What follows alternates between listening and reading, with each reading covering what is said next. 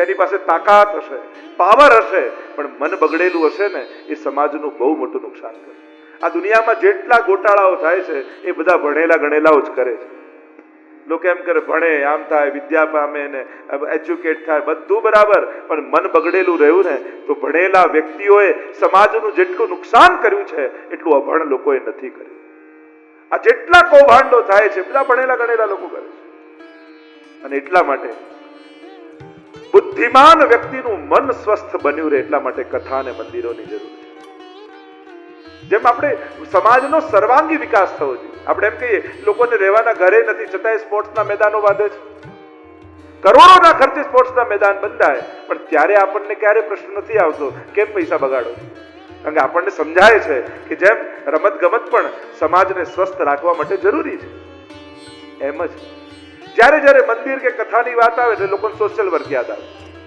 પણ આવું ઓપ્શન કેમ સમજો છો? સોશિયલ વર્ક પણ જરૂરી છે, સમાજ સેવા પણ જરૂરી છે. એમ જ મન સ્વસ્થ બન્યું રહે, વિચારો સારા બન્યા રહે, એના માટે કથા અને મંદિરોની જરૂર છે. એને એ તમે ઓપ્શનમાં ન માનો કે આ સોશિયલ વર્ક કે આ ભગવાન, બંનેની જરૂર છે. સમાજનો સર્વાંગી વિકાસ થવો જોઈએ. અને આજના સમાજમાં સૌથી મોટું કોઈ ડોનેશન હોય તો સદવિચારોનું ડોનેશન. સમાજને જે સારા વિચારો આપે ને એવા દાતાઓની પણ જરૂર છે, એવા ગુરુજનો, એવા સંતો, એવા મહાત્માઓની જરૂર છે જે સમાજના મનને સ્વસ્થ બનાવી રાખે, તંદુરસ્ત બનાવી રાખે. અને એટલા માટે સમાજમાં આ બધું થતું રહેવું જોઈએ. દરેક સમાજમાં વર્ષમાં એકવાર કથા, સદવિચારો, સદભાવનાઓ, ભગવત ચિંતન આ બધું બન્યું રહેવું જોઈએ, જેથી સમાજનું મન સ્વસ્થ, વિચાર સ્વસ્થ બને. નહીં તો બુદ્ધિ અને પગમાં અંતર કેટલું? અહીંયા વિચાર આવે 5.5 ફૂટ 5 ફૂટ પગ સુધી, બુદ્ધિ અને ચરણ સુધીનું અંતર કેટલું? 5.5 ફૂટ. પણ અહીંયા આવેલો વિચાર અહીંયા આવતા આવતા જિંદગી નીકળી જાય. 60 70 વર્ષ જતા રહે, વિચારને આચરણ બદલાય. અને એટલા માટે સમાજમાં આ બધું જરૂરી છે. મનને પવિત્ર કરવા માટે આ બધું જરૂરી છે. લોકો કે ઘરના ઘર બાંધો, પણ એવી પરિસ્થિતિ શા માટે આવવા દઈએ કે લોકો મા બાપને ઘરેથી કાઢે? આપણે બધા એમ વિચારીએ કે પહેલા ઘરેથી કાઢે, પછી ઘરડા ઘર બાંધીએ, પછી રાખીએ.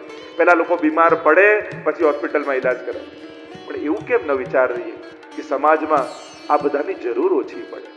સારો સમાજ એને કહેવાય કે જ્યાં ઓછી હોસ્પિટલોની જરૂર પડતી હોય, જ્યાં ઓછા પોલીસ સ્ટેશનોની જરૂર પડતી હોય, જ્યાં ઓછા ઘરડાઘરોની જરૂર પડતી હોય, એને સૌથી સારો સમાજ કહેવાય. જ્યાં બધું વધારે હોય, સમજવું કે એ સમાજમાં તકલીફો વધારે છે, એ સમાજ સ્વસ્થ નથી. અને એટલે સમાજને સ્વસ્થ બનાવવા માટે આ બધું સત્કર્મોની જરૂર છે. સુતજી કહેવા લાગ્યા, મનને પવિત્ર કરવાનું આનાથી બીજો કોઈ ઉત્તમ ઉપાય નથી. આ ભાગવતી કથા સુતજી કહેવા લાગ્યા કે દેવતાઓને પણ દુર્લભ છે. જ્યારે સુખદેવજી પરીક્ષિતને કથા કહેવા લાગ્યા તો સ્વર્ગમાં રહેલા દેવતાઓ અમૃતનો કળશ લઈને આવ્યા અને કહેવા લાગ્યા પરીક્ષિતને, પરીક્ષિત તને મૃત્યુનો ભય છે, એમ કર આ સ્વર્ગનું અમૃત તું પી લે અને કથામૃત અમને આપી. પરીક્ષિત કહેવા લાગ્યા, પણ અમૃત પીવાથી થશે શું? તું અમર બની જઈશ. પરીક્ષિત કહે, અમર બનીશ, પણ અભય મારા જીવનમાં આવશે. ભયભીત થતા થતા લાંબુ જીવવું, એ પથરા જેવું લાંબુ જીવન નહીં, મારે તો ફૂલો જેવું સુગંધિત, ભલે ટૂંકું હોય પણ બધાને આનંદ આપીને જાય એવું જીવન જોઈએ. મારે દીર્ઘ જીવન નથી જોઈતું, મારે તો દિવ્ય જીવન જોઈએ. ના પાડે. જો આજે કથા થાય ને ત્યારે દેવતાઓ અમૃતનું કળશ મોકલે. નક્કી કર્યું હોય કે 7 દિવસ કથામાં જવું છે અને કથાના 2 દિવસ બાકી હોય, એમાં કોઈ સગા આપણા ઘરે આવે, રિસેપ્શનની, લગ્નની કંકોત્રી આવે અને કહું આમાં તો તમારે આવવું જ પડશે. અને ટાઈમ જોઈએ તો કથાનો ટાઈમ ને રિસેપ્શનનો ટાઈમ સરખો હોય. સમજી જવું દેવતાઓએ અમૃતનું કળશ મોકલાવ્યું છે. હવે પરીક્ષિતે તો ના પાડી હતી, હવે તમારા ઉપર છે, તમારે શું કરવું. ઘણા પ્રકારના આવા કળશો આવશે. જ્યારે કથા થાય ને ત્યારે ઘણા પ્રકારના આવા પ્રકારના આકર્ષણો આવે. ભગવાન પણ પરીક્ષા કરે કે આ કથા શ્રવણ કરવાનો અધિકારી છે કે નહીં, આનું મન મારી મહત્તાને સ્વીકારે છે કે નહીં, કે આ કોમ્પ્રોમાઇઝ કરવા તૈયાર થઈ જાય છે. કથામાં 1 જ દિવસ જશે ને, 6 દિવસ તો જવાનું જ છે. પણ યાદ રાખજો, એક દિવસ પાડ્યો ને પછી દિવસો જતા જ જશે, કંઈક ને કંઈક આવતું જશે અને 7 દિવસ એમને એમ જતા રહેશે. ભગવાન સાથે સંસારની કોઈ પણ વસ્તુનું કોમ્પ્રોમાઇઝ નહીં કરે. સંકલ્પ કર્યો હોય કે કથામાં જવું છે, યા કોઈ પણ સત્કર્મ કરવાનો સંકલ્પ કર્યો હોય, મંદિરે જવાનો તમારો નિયમ હોય, ગમે તેવા આકર્ષણો આવે પણ નિયમને પકડી રાખો. અને જે નિયમપૂર્વક ભક્તિ કરે ને, ભગવાન પણ એની રાહ જુએ. જે નિયમથી રાજભોગના દર્શન કરવા જતો હોય, એક દિવસ મોડું થઈ ગયું પણ મંદિરમાં કંઈક એવું થશે કે દર્શન ખુલ્યા જશે, ત્યારે માનવું કે ઠાકોરજી મારી રાહ જોતા. પણ જે આમ ઉપકાર કરવા આવતા હોય ભગવાન ઉપર, એ રીતે દર્શન કરવા આવે ને, એ ટાઈમે પહોંચ્યા હોય તો વહેલા દર્શન બંધ થઈ જાય. ઘણા લોકો દર્શન આપવા આવે ભગવાન. એક ભાઈએ સંકલ્પ કર્યો કે રોજ સવારે ભગવાનના દર્શન કરીને પછી જવું કામમાં, એટલે આપણો દિવસ સુધરે. 29 દિવસ ગયો, 30મા દિવસે જયારે ગયો તો ભગવાન પીઠ દઈને બિરાજેલા હતા. રાખ્યું, અરે પ્રભુ, દિવસ સુધરે એના માટે આપના દર્શન કરવા આવું છું અને આપ પીઠ દઈને બિરાજ્યા છો, ઊંધા થઈને બિરાજ્યા છો, આવું કેમ? ત્યારે ભગવાને કહ્યું કે મારે દિવસ સુધારો હોય કે નહીં? તારા તો 29 દિવસ સુધરે, મારું શું? સવારે સવારે તારું મુખ જો, મારી શું દશા થાય? સંકલ્પ સાથે ભગવાન જોડે જોડાયેલા રહે, નિયમ સાથે જોડાયેલા રહે. તમે છોડવા તૈયાર થશો તો બધું છૂટી જશે, તમે પકડી રાખશો તો બધું અનુકૂળ થવા લાગે. એટલે સંકલ્પ સાથે ભક્તિ કરો. ના પાડી, અભક્તાંસ્તાંશ વિજ્ઞાય નદદૌ સ કથામૃતમ. દેવતાઓને અભક્ત જાણી કથામૃત ના આપે. કારણ કે કથાનો અધિકારી કોણ? જેના હૃદયમાં ભગવાનની ભક્તિ હોય. બાકી ગમે તેટલું સામર્થ્ય હોય, એ કથાનો અધિકારી નથી હોતો. જેના હૃદયમાં ભક્તિ હોય એ કથાનો અધિકારી. કહેવા લાગ્યા કે આ કથાની વિધિ સનત કુમારો નારદજીને સંભળાવી. પ્રશ્ન કર્યો, આ સનત કુમારોનો નારદજી સાથે મેળાપ ક્યાં થયો? જો આ 4 બ્રહ્મચારીઓ આપણે ત્યાં બહુ શ્રેષ્ઠ માનવામાં આવે.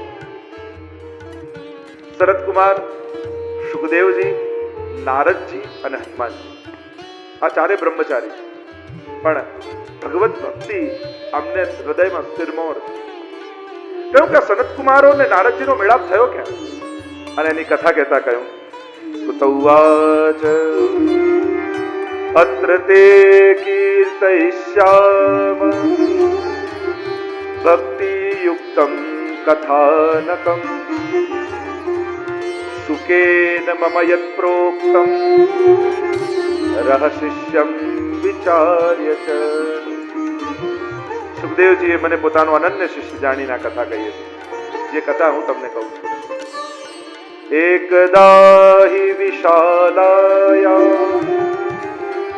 ચત્વાર ઋષયો મલા સત્સંગાર્થ સમાયાતા દદ્રશુસ્તત્ર નારદમ. એકદા હિ વિશાલાયા, વિશાલ એટલે બદ્રી વિશાલ, જેને બદ્રીનાથ કહીએ ને. વૈષ્ણવના 4 ધામ આપણે ત્યાં માનવામાં આવે. ઉત્તરમાં બદ્રીનાથ, પૂર્વમાં જગન્નાથ, પશ્ચિમમાં દ્વારિકાનાથ અને દક્ષિણમાં શ્રી રંગનાથ. શ્રી રંગજી છે, બાલાજી ના આવે 4થા ધામમાં. રામેશ્વર પણ ના, કારણ કે રામેશ્વર તો મહાદેવજીનું ધામ છે. આ 4 વૈષ્ણવના ધામ, એમ 4 શૈવના ધામ શિવજીના. ઉપર જેમ કેદારનાથ, આમ પૂર્વમાં ભુવનેશ્વર, અહીંયા સોમનાથ અને દક્ષિણમાં રામેશ્વર. 4 શૈવના ધામ, શિવજીના ધામ, 4 વિષ્ણુના ધામ. બદ્રી વિશાલમાં ભેગા થયા સત્સંગ કરવા માટે. એટલે સત્સંગ પણ સ્થાનની મહત્તા રાખે છે. કયા સ્થાનમાં સત્સંગ કરીએ? સનત કુમાર 4 આ બ્રહ્માજીના માનસ પુત્રો છે. સનક, સનંદન, સનત, સનત કુમાર 12 વર્ષની આયુના જ રહે છે. આ સનત કુમારો છે, 4 છે. અને એવા નિર્દોષ બાળક જેવા આ સનત કુમારો છે.